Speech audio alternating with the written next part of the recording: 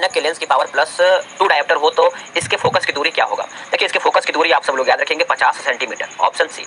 निम्नलिखित में से कौन सी मिश्र धातु नहीं है? इनमें से पूछ रहा है कि कौन सा जो है आपका मिश्र धातु नहीं है, तो तांबा जो है आपका मिश्र धातु के अंतर्गत नहीं आता है, डी इसका उत्तर हो जाएगा।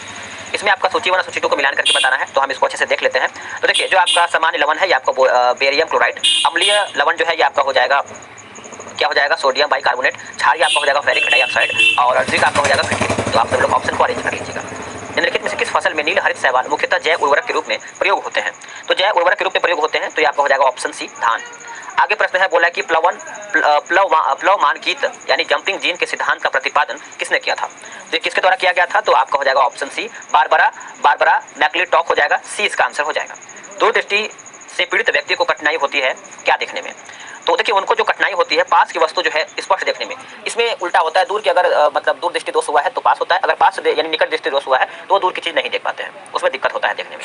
आगे है अल्जाइमर, बोल रहा है कि अल्जाइमर रोग में मानव शरीर का कौन सा अंग जो है प्रभावित होता है? तो अल्जाइमर की बात करेंगे तो आपका हो जाएगा ऑप्शन बी, मस्तिष्क इसका सही आंसर हो जाएगा। डायबिटीज से पीड़ित मरीज के मूत्र के नमूने या फिर सैंपल में होता है क्या? तो उसमें अधिक आपको देखने को मिलता है सुक्रोज, फ्रक्टोज, ग्लूकोज, यानी ये सभी आपका उत्तर हो जाएगा। विरंजक चूर्ण के लिए कौन सा कथन असत्य है, यानी इनमें से आपका गलत कथन कौन सा है? तो देखिए जल में अधिक विलय होता है, ये आपका सही है। हल्के पीले रंग का होता है, ये भी सही है। और तनु अम्ल की प्रतिक्रिया से क्लोरीन निष्क्रिय यानी निष्कासित करता है, ये भी सही। लेकिन जो आपका सी दिया गया ऑक्सीकरण होता है, ये आपका यहाँ पे गलत है, तो आपका सी जो है यहाँ पे गलत हो जाएगा।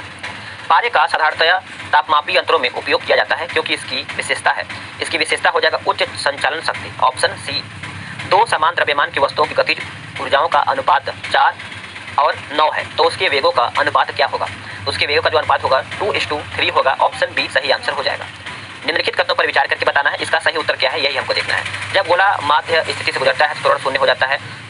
हर आवर्तन में गोलक 2 बार किसी एक निर्दिष्ट वेग को प्राप्त करता है, ये भी सही है। इसमें देखिए 1, 2, 4 सही है। सामान्य दोलन का दोलन आयाम समय के साथ साथ कम हो जाता है, तो आप याद रखेंगे। आगे प्रश्न आपका है कि लिपिड्स का पाचन निम्नलिखित में से किसकी उपस्थिति में होता है? तो ये आपका हो जाएगा ऑप्शन सी 1 और 2, पित्त अम्ल हो जाएगा और लाइपेज हो जाएगा, तो आप इस पॉइंट को याद रखेंगे। डॉक्टरों द्वारा एनेस्थीसिया के रूप में प्रयोग की जाने वाली गैस कौन सी है? तो ये गैस आपका हो जाएगा ऑप्शन डी, नाइट्रस ऑक्साइड जो है इसका सही उत्तर हो जाएगा। चलिए आगे हम देख लेते हैं 73 नंबर। ये आपका बोल रहा है कि पीसा की झुकी हुई मीनार गिर नहीं जाती, ऐसा क्यों? ऐसा इसलिए कि गुरुत्व केंद्र से जाने वाली ऊर्ध्वाधर लाइन रेखा तल के अंदर रहती है, तो ऑप्शन आपका जो सी है इसका सही उत्तर हो जाएगा। शल्य क्रिया में आर्थोप्लास्टी क्या है? आर्थोप्लास्टी क्या है दोस्तों?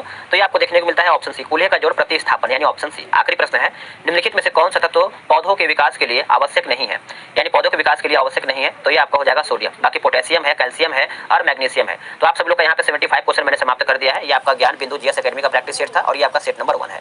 तो